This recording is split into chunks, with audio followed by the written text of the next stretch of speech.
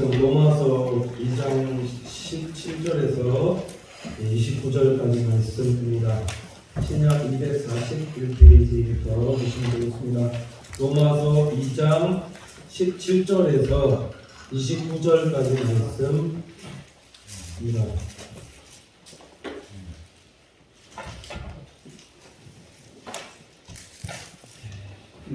찾은 줄 알고 제가 봉독해 올리도록 하겠습니다. 유대인이라 칭하는 내가 율법을 의지하며 하나님을 자랑하며 율법의 교훈을 받아 하나님의 뜻을 알고 지극히 선한 것을 좋게 여기며 내가 율법에 있는 지식과 진리의 규모를 가진 자로서 소경의 길을 인도하는 자요 어둠에 있는 자의 빛이요 어리석은 자의 훈도요 어린아이의 선생이라고 스스로 믿으니 그러면 다른 사람을 가르치는 네가 네 자신을 가르치지 아니하느냐? 도둑질 말라 반포하는 네가 도둑질하느냐? 간음하지 말라 말하는 네가 간음하느냐? 우상을 가증히 여기는 네가 신사 물건을 도둑질하느냐? 율법을 자랑하는 네가 율법을 범함으로 하나님을 욕되게 하느냐? 기록된 바와 같이 하나님의 이름이 너희로 인하여 이방인 중에서 모독을 받는도다. 내가 율법을 행한즉 할례가 유익하나 만일 율법을 범한즉 네 할례가 무할례가 되었느니라. 그런즉 무할례자가 율법의 제도를 지키면 그 무할례를 할례와 같이 얻을 것이 아니냐. 또한 본래 무할례자가 율법을 온전히 지키면 의문과 할례를 가지고 율법을 범하는 너를 판단치 아니하겠느냐. 대조 표면적 유대인이 아니요 표면적 육신의 할례가 아니라 오직 이면적 유대인이며 할례는 마음에 할지니 진령에 있고 우물에 있지 아니한 것이라. 그 칭찬이 사람에게서가 아니요 다만 하나님에게서니라. 아멘. 성가대 찬양했겠습니다.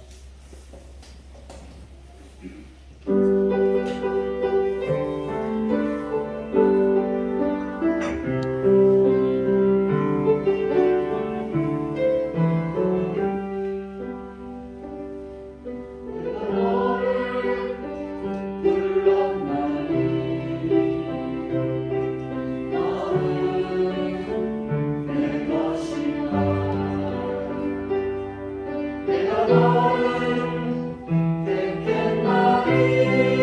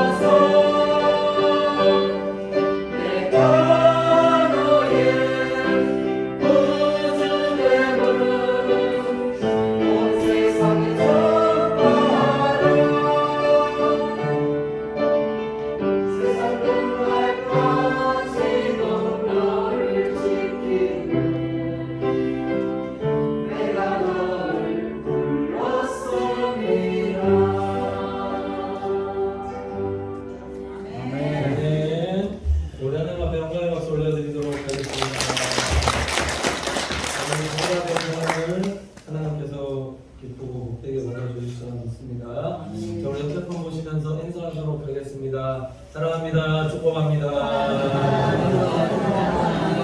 잘 될 것입니다. 2022년 면제 얼마 남지 않는 것 같은데 하나님의 은혜가 우리 사랑하는 우리 성도들에게 늘 충만하시기를 간절히 축원을 드립니다. 네, 오늘 말씀의 제목이 마음의 할례라는 제목으로 오늘 말씀 전하도록 하겠습니다. 오늘 신앙생활하는 데 있어서 마음의 할례를 받아야 될 이유에 대해서 오늘 성경이 우리에게 말씀하고 있는데 오늘 성경이 말씀하는 29절 보면 있죠. 마음의 할례라는 것이 무엇인가? 진정으로 예수 그리스도를 믿음으로 영접하고 그래서 그 안에 회개 사건이 일어나게끔 되어지며 그 다음에 무엇을 받는 성도들 되셔야 되는가? 성령 충만을 받은 성도가 되어지는 것인데 이걸 좀 다르게 말씀을 드리면 마음의 할례, 성령의 세례, 성령의 세례다, 마음의 할례다 이렇게 말씀하고 있다는 겁니다. 성령 세례 받으셔야 된다는 겁니다. 결론은 그렇습니다. 겉의 세례와 우리 일반적으로 육신적으로 받는 그런 세례도 있지만 성령의 세례를 받는 성도들이 되는 것이 왜 중요하냐면 이건 제 경험이지만 저도 이제 청년 때에 이 성령 세례를 받았거든요. 이제 인격적으로 예수님 만나고 난 이후에 성령 세례, 성령이 임하고 성령의 불이 임하고 뜨겁게 주님 만나고 나니까 그러니까 제가 어떻게 변화되어지냐면 뭐 다른 건 다 못 두고 만난 순간에 뿅 하면서 사람이 변화되는데 어떻게 변화되냐면 이게 사람들이 사랑스러워 보이더라. 사람이 사랑스러워 보이더라고. 사람만 사랑스러워 보이는 게 아니라 지나가면서 이렇게 나무 보고 버스 안에서 이렇게 타고 가는데 그냥 앉아있는 사람들만 봐도 너무 좋고 그냥 이게 뭐죠 손잡이 잡고 있으면서 눈물이 막 납니다. 저 사람들한테 복음 전해야 되는데 왜 내 안에 마음에 왜 이런 마음이 들어가는 거야. 만나고 나면 주님 만나고 나면 이제 성령 충만 받고 성령 충만 받으니까 이게 왜 그런가 이게 제가 이제 분석해 보면 예수 그리스도의 사랑이 하나님의 사랑이 내 안에 부어지니까 그러니까 나도 변하게끔 되어지고 그리고 사람들도 보면 사랑의 사랑으로 그냥 좋은 거죠. 보면 미움이 없어지는 거죠. 그게 좀 제 단점이 있었어요. 신학교에 좀 저한테 막 이렇게 와서 이제 막 좀 이렇게 뭔가 이렇게 이용하면서 이제 빼가려는 사람 그런 사람도 있잖아요. 그런 사람까지도 그냥 이제 다 뭐 이렇게 하게 되는. 그러니까 우리가 성령의 세례를 어쨌든 결론이 이겁니다. 오늘 성령 세례 좀 하나님 예배 드릴 때마다 좀 요즘에 지금 사도행전, 로마서, 갈라디아서 이렇게 설교하면서 이게 좀 그렇습니다. 강해 설교가 어떻게 우리 사랑하는 성도님들 듣다 보면은 이게 뭔가 자꾸 이론적이고 학문적으로 이렇게 가는데 중요한 거는 이거다 다른 것이 아니라 말씀 전하면서 제가 하나님 앞에 기도하는 건 다른 것이 아니라 하나님 우리 교회 안에 하나님 우리 성도들이 위로부터 주시는 이 성령 충만의 은혜 성령의 세례 성령 충만한 교회 성령의 역사하는 교회 되게 하여 주시옵소서. 네, 그 마음 가지고 지금 늘 이렇게 쓰고 있거든요. 로마서 제가 설교하면서 좀 오래 하는 게 1장부터 7장까지가 율법에 대한 얘기가 나오기 때문에 이걸 뭔가 자꾸 학문적으로 풀어서 얘기하게끔 되어지면 이 안에 사람은 쏙 빠지고 자꾸 율법만 전하기 때문에 이게 뭔가 듣는 분들의 입장에서 들어보면 자꾸 이제 책망하고 정죄하고 판단하고 그러는 거 아니에요. 자꾸 그렇게 들려지거든요. 그래 어저께 기도하면서 하나님 우착하고 하니까 그냥 이제 저한테 주신 응답이죠. 말씀에 사랑을 담아라. 사랑을 어떻게 담았습니까? 응답 주시더라고요. 우리 마음 안에 이 마음의 할례가 왜 중요하냐면 이것이 율법대로 사랑하느냐 진정으로 복음 안에서 사랑하는가 이거를 결정하는 아주 중요한 요소들라는 거 제가 말씀드렸지만은 사도행전과 갈라디아서 로마서를 통해서 설교에서 공통적으로 말씀하고 있는 것 그리고 구약과 신약에서 사도행전 10장 이후에 이방인 선교까지 말씀이 이어지게끔 되어지는데 이 공통점이 뭐냐면 우리가 육의 소욕대로가 아니라 성령의 소욕을 쫓아 영의 인도함을 받는 성도들로 살아 되어지며 살아가는 하나님의 자녀들, 하나님 앞에 귀하게 쓰임받는 자녀들로 살아갈 수 있다고 성경이 이렇게 말씀하고 있더라는 거예요.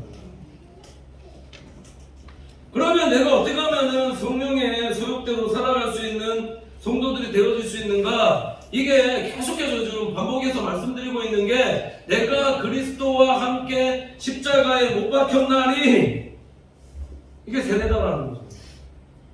이게 사도 바울이 이렇게 지금 고백하고 있지만, 이게 그냥 내가 겉으로만 세례받았다가 이게 아니라, 내가 그리스도와 함께 십자가에 못 박혔다라는 것은 내가 성령으로 인해서 내 안에 육의 소욕이 죽고 육신의 소욕은 이제 완전히 끊어지고, 그 진짜 성령 안에서 성령 인도함을 받는 하나님의 사람으로 내가 변화되어졌다, 이렇게 고백하는 말씀이더라는 거죠.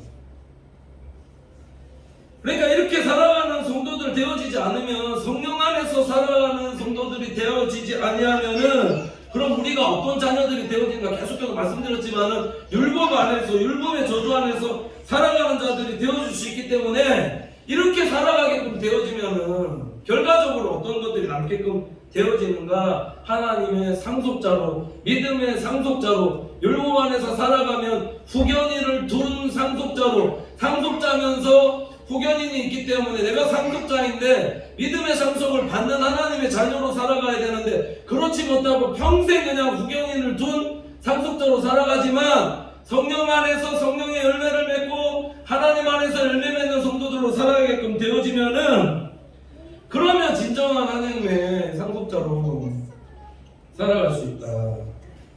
그러니까 우리가 신앙생활하면서 성령 받아라, 성령 충만 받아라. 사도 바울이 사도행전에 전도할 때 너희가 믿을 때 성령 받았느냐, 이 얘기가 그냥 얘기가 아니다라는 겁니다. 진짜로 하나님의 자녀로 인침받는 자녀로 살아갈 것인가, 그렇지 못한 것인가, 계속해서 육의 자녀로 살아갈 것인가, 성령의 자녀로 살아갈 것인가, 하나님의 자녀로 살아가서 하나님 주시는 믿음의 복들을 나뿐만 아니라 자녀들과 오실 때까지 받아 누리며 살아가는 성도로 살아갈 것인가.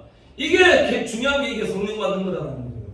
성령 받고 성령 충만 받으면서 살아갈 때에 이 하나님께 주시는 복과 은혜 누리며 살아갈 수가 있다는 겁니다. 제가 사물회사 강해 선교하면서 성령을 받았는데도, 하나님께 주신 직분과 은혜를 받았는데도 그렇게 살지 못했던 왕 사울왕에 대해서 말씀드렸죠. 사울왕이 왜 성령 받고 은혜 받고 하나님의 직분과 사명 받았는데도 불구하고 이렇게 후사로 믿음의 자녀로 살아가지 못했는가?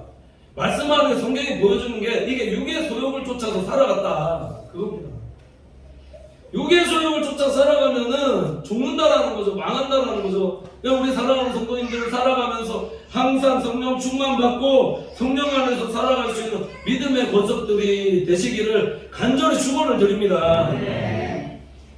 이래야지만 진짜 하나님 앞에서 우리가 쓰임받고 우리 교회도 하나님께서 축복해 주시는 그런 교회와 성도들 되어질 수 있다는 거죠.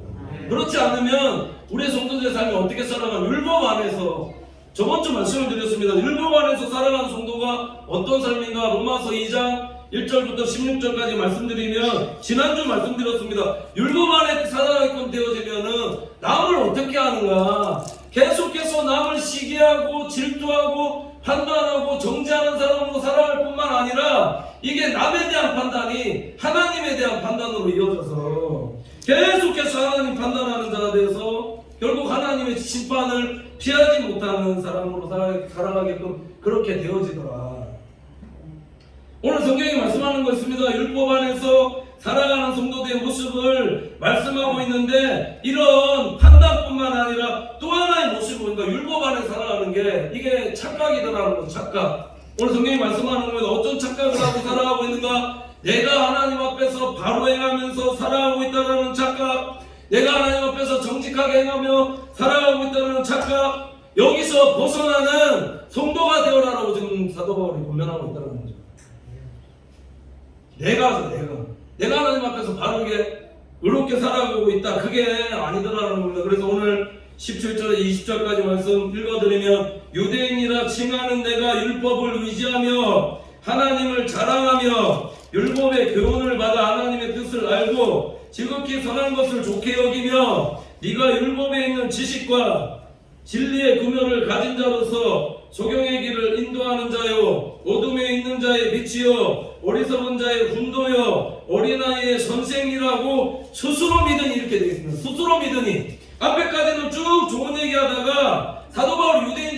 아니라 이게 스스로 믿고 있는 자다라고 지금 말씀하고 있다라는 거죠. 오늘 말씀대로 한다면 내가 예수 믿고 성령 받고 하나님의 말씀대로 산다 자랑하는 내가 지극히 선한 일 여기며 지식적으로도 많이 알고 진리의 말씀을 깨닫다라고 생각하는 내가, 선생이라고 생각하는 내가, 군도라고 생각하는 내가, 이게 스스로 그렇게 믿고 있다. 로마서 말씀이 왜 중요하냐면 이신칭이 내가 의롭다라고 얘기하는 게 아니라는 거예요. 하나님이 의롭다 여겨주시는, 왜 하나님이 무엇을 통해서 의롭다 여겨주시는가? 복음에는 하나님의 의가 뭐냐? 예수 그리스도라는 거죠. 십자가의 보혈의 공로로 말미암아 그래서 죄사함 받은 내가 하나님 앞에서 의인되고 의로워지는 거지, 뭔가 율법적으로 내가 뭔가 선하고 뭔가 행해서 그렇게 선해지는 것은 그거는 아니더라는 거죠. 자신은 하나님 앞에서 바로 행하고 있다, 잘 행하고 있다, 이렇게 생각했다는 건 누가 이렇게 생각하고 있었느냐? 유대인들이 율법의 말씀을 지키면서 나는 하나님의 말씀대로 잘 행하고 있다라고 계속 스스로 믿으면서 그렇게 살아가고 있더라. 그러니까 우리가 신앙생활하면서 참 경계해야 될 것이 이것이라는 거죠. 내가 잘하고 있다라는 것, 내가 바로 행하고 있다라는 이런 착각에서 벗어날 수 있는 우리 믿음의 본속들 되시기를 간절히 축원을 드립니다. 이게 얼마나 무섭고 두려운 신앙생활이냐면, 내가 잘하고 있다, 내가 스스로 믿고 있는 신앙생활, 이게 하는 성도에게 찾아오는 게 이게 뭐냐면 이게 율법적이다라는 거죠. 굉장히 내가 율법의 말씀을 지키면서 내가 한 개도 지켰네, 두 개도 지켰네, 한 600 몇 가지를 지켰네라고 이렇게 내가 만약에 신앙생활 그렇게 행하면서 살아가게끔 되어지면 그걸 통해서 나타나는 게 뭐냐면 내가 의롭다라는 생각을 하나님 앞에서 하게끔 되어진다는 거예요. 그럼 뒤에 말씀드릴 거지만 그건 아니더라는 거예요. 그럼 예수님이 필요 없죠. 예수님의 십자가 필요가 없는 겁니다. 보혈이 필요가 없는 거죠. 예수님께서 뭐라고 말씀하시는 누가복음 18장 9절에서 12절 보면 또 자기를 의롭다라고 믿고 다른 사람을 멸시하는 자들의 이렇게 나옵니다. 자기를 스스로 의롭다라고 믿으면 어떻게 되어지느냐? 다른 사람을 멸시하는 자들에게 이렇게 나온다는 거죠. 이 비유로 말씀하시되 두 사람이 기도하러 성전에 올라가니 하나는 바리새인이요 하나는 세리라. 바리새인은 서서 따로 기도하여 가로되 하나님이여 나는 다른 사람들 곧 도색불이 간음을 하는 자들과 같이 아니하고 이 세리와도 같이 아니함을 감사하나이다. 나는 일에 2번씩 금식하고 또 소득의 11조도 드리나이다 하고 이렇게 말씀하고 있는데, 왜 우리 신앙생활을 하는 건데 내 신앙이 좋다라고 스스로 믿고 착각해서는 안 되는가? 이렇게 생각하는 순간에 어떻게 되어지는가? 자꾸 다른 사람 판단하다가 내가 의롭다라고 생각해지면 이게 자꾸 다른 사람 멸시하고 다른 사람 판단하는 자 이렇게 되어지더라. 그러니까 우리 생각에 이게 세례를 받으셔야 돼요. 제가 이 말씀 드리는 이유는 우리 성도님들이 그렇다는 얘기가 아닙니다. 목회자일수록 더 그렇더라고요. 목회자일수록 이게 뭔가 알면 알수록 이게 뭔가 그렇게 율법에 왜 예수님께서 종교 지도자들을 바리새인들 서기관들을 오셔서 책망하셨는가? 율법에 대해서 말대하고 지키면서 살아가고 있지만 율법의 정신은 빠져있는데 그 정신이 뭐였느냐? 우리 올라오면서 말씀드렸지만은 그 사랑에 빠져있더라. 사랑은 쏙 빼놓고 율법만 지키게끔 그렇게 하니까 그래서 자꾸 어떤 신앙이 되냐면 정죄하고 판단하고 책망하고, 그럼 그 말씀이 들려오냐? 관계 안에서 잘 돼 있는 관계에서라면 얘기 책망하고 하고 정죄하고 하면 그래도 날 잘 되라고 하는갑다 그렇게 느끼는, 관계는 안 돼 있는데 또 불구하고 책망하고 가면 그게 안 된다는 거죠. 중요한 건 뭐냐면 바리새인이 하나님 앞에서 기도하고 있지만은 이 기도의 내용, 말의 유창함, 근식 11조 이런 것들 하고 있지만 중요하면 이렇게 율법적으로 살아가게끔 되어지면은 그 기도도 하나님께 그 기도가 상달되지 못하게끔 그렇게 하시더라는 거예요. 상달되지 못하게 하면 어떻게 되어지는가? 은혜가 메마른다는 거죠. 은혜가 메마른다. 하늘문이 닫힌다라는 겁니다. 하늘문을 여시고 은혜를 부어주셔야 되는데 내가 자꾸 율법적으로 살아가고 그렇게 되어지면 하나님께서 하늘문 닫아주고 은혜 안 내려주신다. 설교자도 마찬가지잖아. 이게 뭔가 계속 일본적으로 말씀 전하면 은혜의 몸이 닫히는 거면 기도도 안 들어. 그러니까 사랑으로 예수 그리스도의 사랑으로 할 때 하나님께서 그 왜 예수 그리스도인가? 요한계시록 3장 7절 보면 빌라델비아 교회의 사자들의 편지하기를 거룩하고 진실하사 다윗의 열쇠를 가지시니 곧 열면 닫을 사람이 없고 닫으면 열 사람이 없는 그에게 하늘문을 누가 열어주시는가? 예수님. 그러니까 우리가 항상 구원도 어떻게 하늘문 열어서 그렇지 않습니까? 우리 구원받는 것도 우리가 어떻게 천국에 들어가는가? 다른 길이 없다 예수님 말씀하셨거든요. 내가 길이요 진리요 생명이다. 예수 그리스도를 통하지 않고는 천국에 들어갈 자가 없다 말씀하셨거든요. 예수 그리스도를 통해서 우리가 천국에 들어갑니다. 또 우리 기도를 통해서 예수 그리스도의 이름을 통해서 천국문이 열린다는 거, 하늘문이 열리고 예수 그리스도의 이름으로 기도할 때 하나님께서 은혜 더해주십니다. 그러니까 우리를 신앙생활하면서 스스로 내가 뭐 의롭고 잘났고 그렇게 살아가게끔 되어지면 그럼 예수님 필요 없고요. 그러면 은혜 받지 못하고 기도도 상달되지 않고 하나님께서 기뻐하시는 삶이 아니라 늘 남을 멸시하고 판단하는 사람으로 그렇게 살아야게끔 되어지는데 중요한 거는 그렇게 되어지면 믿음의 상속자 되어지지 못한다는 거죠.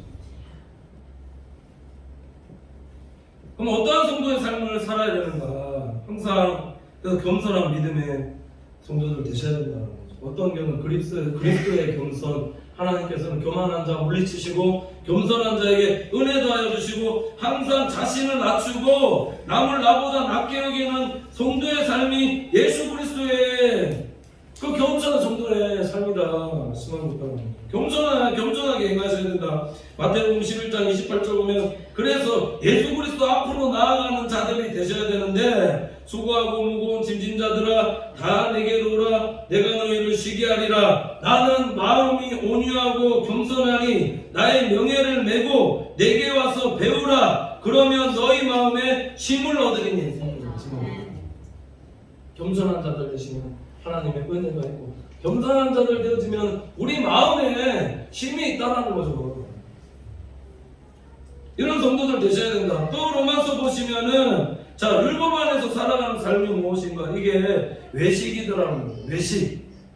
21절에서 24절 보면 그러면 다른 사람을 가르치는 네가 네 자신을 가르치지 아니하느냐? 도적질 말라 바빠하는 네가 도적질하느냐? 가늠하지 말라 말하는 네가 가늠하느냐? 우상을 가증히 여기는 네가 신사 물건을 도적질하느냐? 율법을 자랑하는 네가 율법을 범함으로 하나님을 욕되게 하느냐? 기록된 바와 같이 하나님의 이름이 너희로 인하여 이방인 중에 모독을 받는도다 이렇게 말씀하고 있습니다. 이 말씀의 의미는 가르치는 자는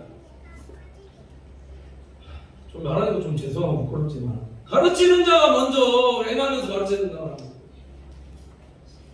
왜 예수님께서 바리새인들 서기관들 책망하셨는가? 마태복음 23장 23절 보면 화 있을진저 외식하는 서기관들과 바리새인들이여 너희가 박하와 회왕과 근처의 11조를 드리되 율법에 더한 바 더 중한 바 의와 인과 신은 버렸도다. 그러나 이것도 행하고 저것도 버리지 말아야 할 것이니라 이렇게 말씀하고 있습니다. 예수님께서 말씀하시는 것은 예물 드릴 때 예물만 드리는 것이 아니라 예물도 드리고 여기 보면 의와 신, 인과 신이 이렇게 나오지만은 이걸 번역하면 정의와 자비와 신이 이렇게 되어 있는데 무엇이 빠졌다 지금 예수님께서 말씀하고 있는 거냐면 사랑이 빠졌다라는 거죠.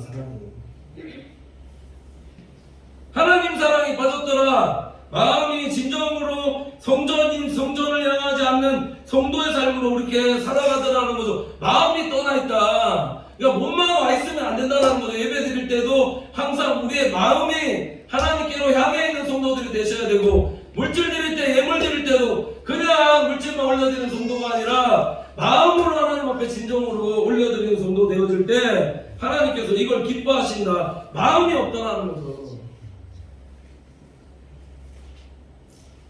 그러니까 이게 어떻게 나타나지니까 마음이 없으니까 가르칠 때도 진짜 행하지 않고 가르치고 내가 도적질하지 않으면서 도적질하지 말라 가르쳐야 되는데 그렇게 하지 않고 가늠하지 않으면서 가늠하지 말라 가르쳐야 되는데 우상 숭배하지 않으면서 해야 되는데 자신은 신사 물고 도적질 다 해가면서 그렇게 행하더라고요. 그게 외식이더라고요. 외식.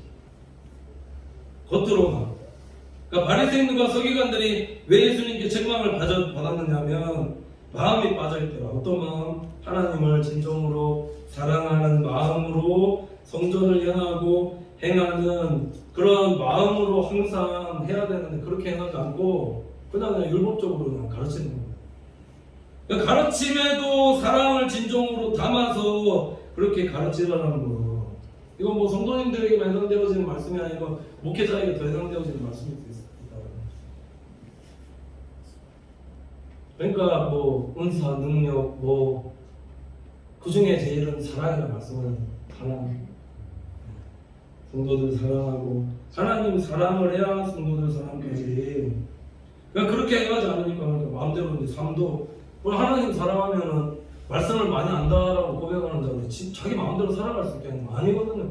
절제하면서 경건한 삶 살려고 노력하고 기도 어떻게 하면 1시간이라도 더 해서 말씀 연구해서 성도들에게 좋은 말씀 오길까 이렇게 생각하고 연구하고 이렇게 살아가지 그냥 조금 배운 것 같다 그냥 이렇게 하고 그거 아니더라는 거죠. 거룩한 성도의 삶 되어질 때 이게 거룩한 은혜의 성도로 살아갈 수 있다는 거. 그러니까 율법이 아니라 믿음 안에 있는 사랑 안에서. 그러니까 책망의 말이 좋냐 사랑의 말이 좋느냐, 책망의 말이 변화시키냐 사랑의 말이 변화시키냐. 보면은 책망의 말 듣고 변화되는 사람 저밖에 없거든요.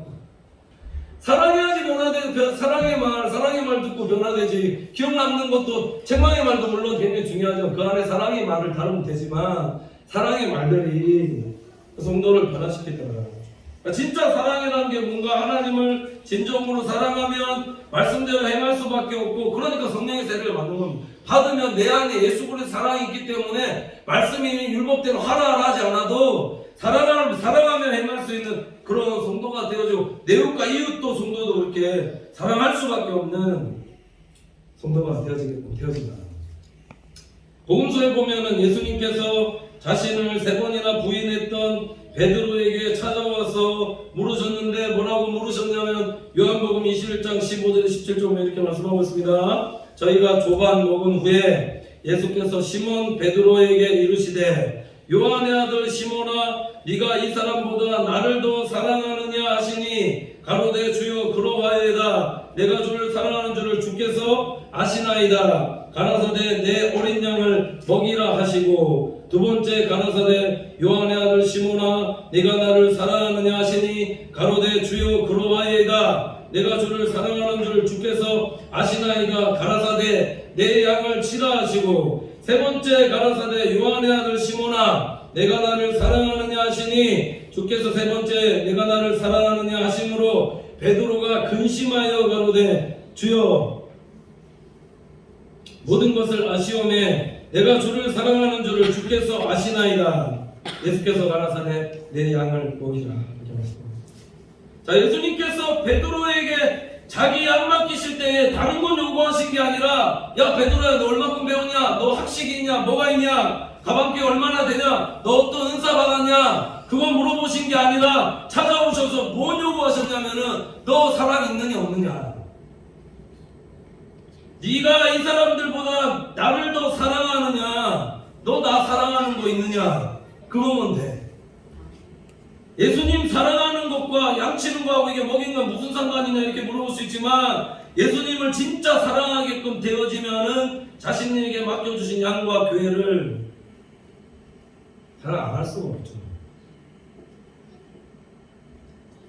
왜 그러냐면 예수님 사랑하면 우리 성도님들도 그냥 예수님 사랑하시면 됩니다. 예수님 사랑하는 사람이 전도하고 영혼 구원하고, 예수님 사랑하는 사람이 부엌에서 식당 농사 한 번이라도 더 사랑하고, 예수님 사랑하는 사람이 한 번이라도 그 주님의 은혜 그 갚으려고 그렇게 헌신하는 성도 되지 않겠느냐라는 거. 왜 그러냐면 저도 어떻게 보면 베드로와 같이 예수님의 사랑을 경험한 자이기 때문이 아니느냐라는 거. 우리가 얼마나 하나님 앞에서 은혜 받기 전에 많은 사람들에게 배신하고 판단하고 정죄하고, 저도 참 보면 은혜 받기 전에 저 생각해 보면 저도 참 이성적이 굉장히 많았거든요. 솔직히 예수님께서도 이런 배신을 3번이나 경험했더라면 부활하시고 처음 예수님께서 베드로 만났을 때 또 물고기 잡는, 분명히 계실 때 공개해서일 때 부활하시고 갈릴리 먼저 가 있으라 말씀하셨는데 베드로 어디 가서 물고기 잡는 업으로 돌아가 있더라. 그러니까 예수님께서 이 모습 보시면서 얼마나 베드로에게 배신감 느끼셨겠느냐라는 거. 그토록 3년 동안 다니면서 가르쳤는데도 불구하고 또 베드로가 어떤 사람 살아가고 있는 거 물질 쫓아서 그렇게 베드로에게 예수님께서 다른 거 오셔서 말씀하신 게 아니라 다른 거 물어보신 거잖아요. 요한의 아들 시몬아, 내가 이 사람들보다 네가 나를 더 사랑하느냐. 예수님의 사랑이 마음속에 조금이라도 남아있는 것, 그거 예수님께서 확인하고 싶어 하시더라고요. 우리가 마음의 할례를 받아야 되는 이유가 예수님 사랑하지 못하면 우리가 행하는 것들이 다 외식일 수 있다는 거예요. 율법적이고 판단이고 이게 다 외식일 수 있다는 거예요. 그러니까 이게 성도뿐만 아니라 사역자도 마찬가지라는 거예요. 예수님께서 과거로 돌아가 있는 베드로에게 오늘 말씀 보면 그래서 아주 충격요법을 쓰시는 말씀이 있는데 그게 뭐냐면 요한의 아들 시몬아라고 이렇게 부르셨다는 거죠. 이게 왜 충격요법이냐면 마태복음 16장에 보면은 예수님께서 신앙고백, 베드로가 신앙고백할 때에 야 너 시몬이라는 이름이 흔들린들 갈 때 이런 뜻이거든요. 근데 베드로가 신앙고백할 때 너 시몬이라고 고백하지 말고 너 이름을 베드로라고 분명 말씀하셨는데 이거 3번 부인하고 나서 찾아오셨을 때 예수님께서 베드로에게 뭐라고 부르셨냐고 베드로라고 부르지 않으시고 요한의 아들 시몬아에게 부르셨다. 흔들흔들하고 있는 갈대야, 네가 나를 사랑하느냐. 시몬아, 네 사랑이 조금이라도 남아있느냐. 흔들하고 있는 시몬에게 이게 예수님께서 다른 것 확인하신 게 아니라 이 사랑 확인하고 계시더라는 거죠. 예수님 진짜 사랑하면은 그 말씀대로 행하게끔 되어집니다. 사랑하고 서로 사랑하고 선을 행하며 살아가는 성도가 되어진다는 겁니다. 이게 외식이 아니라 진짜 진정으로 하나님 사랑하고 서로 사랑할 수 있는 그런 하나님의 사람들로 하나님께서 살아가게끔 이렇게 하신다는 겁니다. 마지막으로 25절에서 29절 보면은 그래서 아주 중요한 말씀 하시고 있는데 내가 율법을 행한즉 할례가 유익하나 만일 율법을 범한즉 네 할례가 무할례가 되었느니라. 이 말씀에 보면 행하는 자가 중요하다는 겁니다. 그런즉 무할례자가 율법의 제도를 지키면 그 무할례를 할례와 같이 여길 것이 아니냐. 또한 본래 무할례자가 율법을 온전히 지키면 의무인과 할례를 가지고 율법 범하는 너를 판단치 아니하겠느냐. 대저 표면적 유대인이 아니요 표면적 육신의 할례가 아니라 오직 이면적 유대인이며 할례는 마음에 할지니 신령에 있고 의문에 있지 아니하는 것이라. 그 칭찬이 사람에게서가 아니요 다만 하나님에게서니라. 이렇게 말씀하고 있습니다. 자, 지금 되게 길게 말씀드리는 것 같지만은 사도 바울이 말씀하고 있는 것은 이게 한 가지인데 오늘 성경이 말씀하는 것은 무엇인가? 우리 사랑하는 성도님들께서 어떠한 성도로 살아가셔야 되는가? 예수 그리스도와 함께 연합된 자로 살아가셔야 됩니다. 말씀대로 행한다는 것은 진짜 내 힘과 능으로 행할 수 있는 게 아니다라는 거죠. 서로 사랑하는 것도, 누구 한 사람 사랑하는 것도 이게 그냥 내 친한 사람은 사랑할 수 있습니다. 근데 이 사랑이라는 게 내가 조금 나한테 실수하고 잘못하고 만약에 그런 사람인데 그런 사람까지 사랑하려면 이거는 진짜 예수 그리스도의 십자가 사랑 아닌 것이야. 그런 사랑할 수 없다. 그러니까 예수님과 연합된 자가 돼서 우리가 성령 충만함을 받을 때에 그러면 나를 조금 배신하고 조금 등 돌리는 이런 사람도 사랑할 수 있더라는 거죠. 예수님과 함께 연합된 자들 되시기를, 사랑으로 충만한 우리 믿음의 본속들 되시기를 간절히 축원을 드립니다.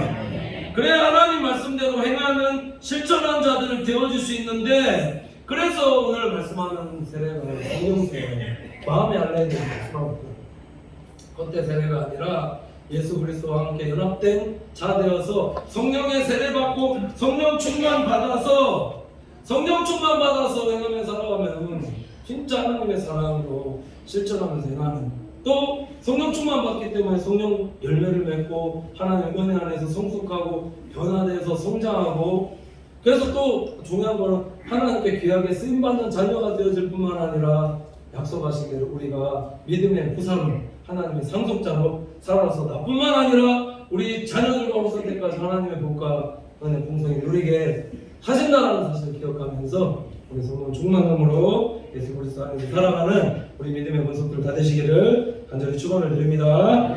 기도하겠습니다. 하나님 감사합니다. 사랑하는 주의 권속들 늘 성령 충만 더하여 주셔서 율법의 저주와 속박 아래 살지 않고 육의 소욕을 끊고 영의 소욕을 쫓아 하나님의 약속의 자녀로 믿음의 상속자로 살아가는 우리 믿음의 복과 은혜 있도록 늘 인도하여 주시옵소서. 내 스스로 의롭다 여기고 착각하며 말씀대로 행치 않는 바리새인과 같이 외식하지 않는 우리 성도들로 살아갈 수 있도록 진정으로 말씀대로 행하는 성도의 삶이 되어지게 인도하여 주시며 진정으로 예수 그리스도 안에서 율법의 정신인 사랑을 실천하며 하나님의 사랑과 이웃사랑 그럼에도 불구하고 실천하고 행하는 우리 믿음의 성도들을 대개 인도하여 주셔서 하나님이 약속하신 믿음의 상속자로 또 나뿐만 아니라 우리 자녀들과 후손 때까지 자자손손 복을 누리며 살아가는 우리 믿음의 원석들 다 되어지게 인도하여 주시옵소서. 우리 인간 능으로 할 수 없사오니 날마다 기도할 때마다 성령의 충만한 우리 교회와 우리 성도들 다 되어지게 인도하여 주시옵소서. 감사드리며 예수님의 이름으로 기도드립니다. 아멘.